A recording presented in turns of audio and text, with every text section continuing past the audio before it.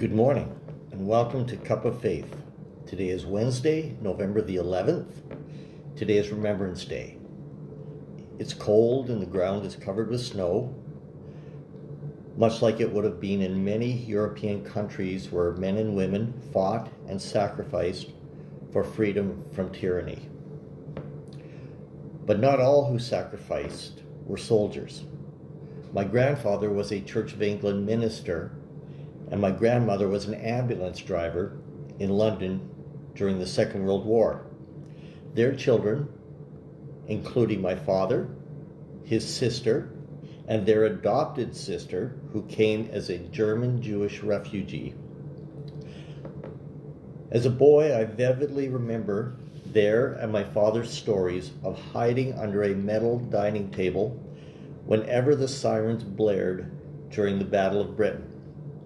I suspect they were afraid and prayed, and I'm sure they wondered if God saw them.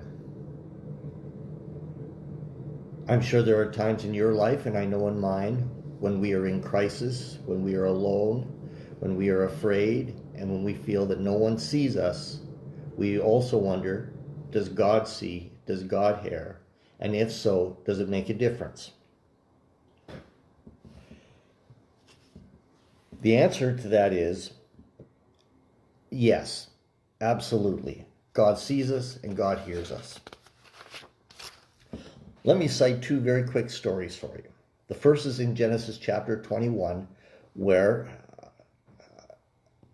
a woman named Hagar, who had a son named Ishmael, were fleeing.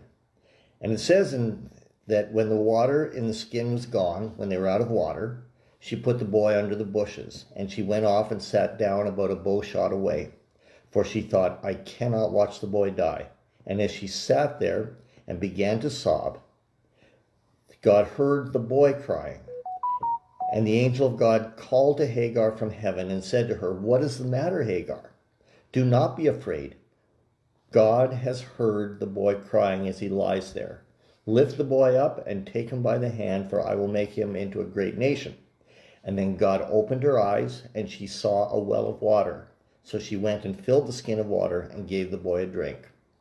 In a time of absolute desperation and loneliness, God saw, God heard, and God helped.